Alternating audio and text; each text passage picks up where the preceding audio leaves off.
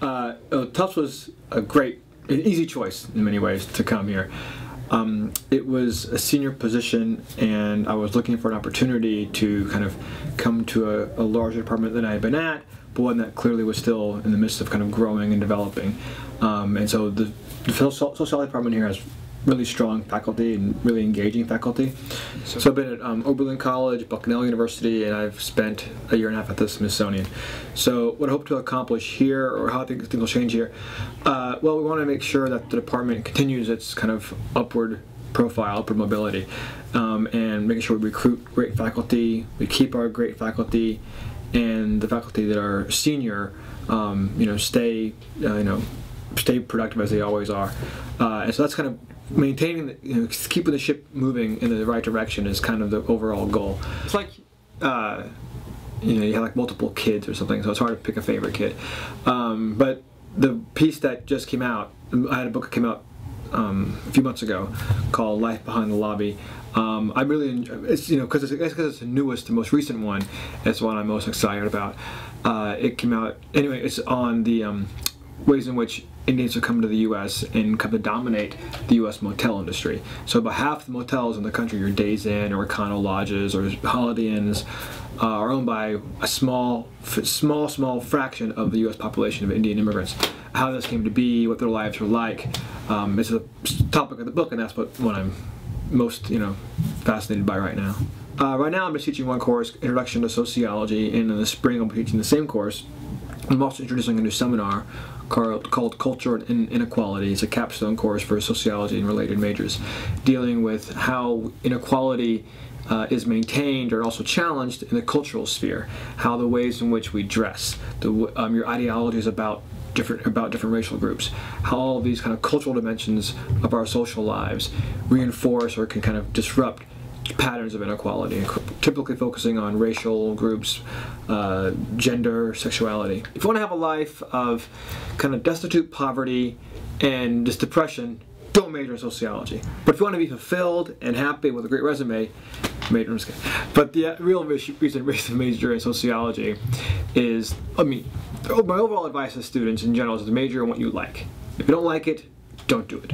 There's no magic major out there that's going to lead you to something beyond, its own degree.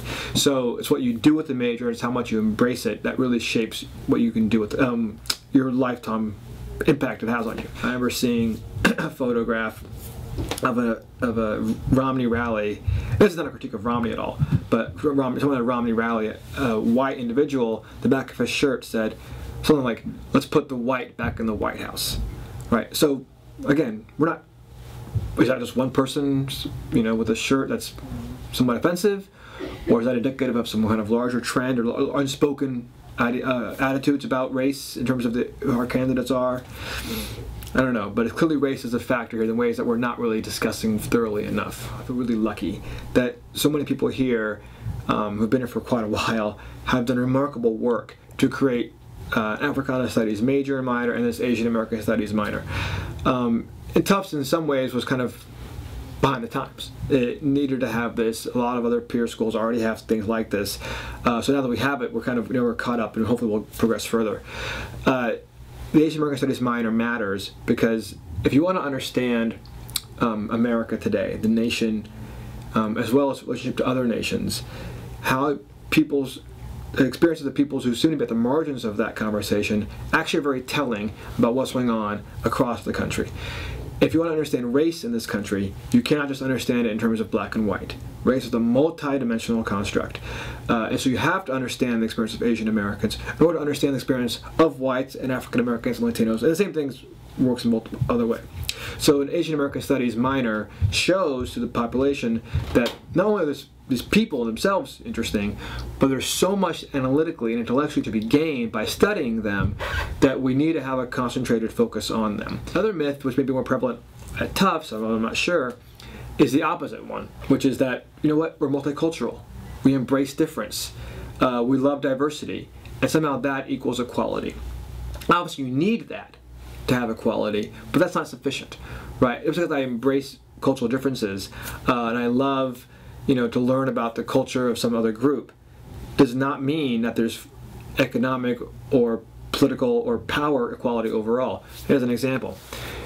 Americans spend more money on salsa than they do on ketchup. Okay? Salsa is more expensive. One bottle of salsa is more expensive than a bottle of ketchup. So people, buy more ketchup than do salsa. But people spend more money on salsa than ketchup. That does not mean that Latinos, right, or Mexicans in particular, are on par or equally respected as other Americans are. But if you just think about the kind of multicultural element of that, like, oh, we have, Latino Heritage Month or this, that, and people, embrace these cultural traditions, which is a prevalent attitude even at Tufts, that would give you misleading assumptions about kind of the racial playing field and how level or unlevel it is.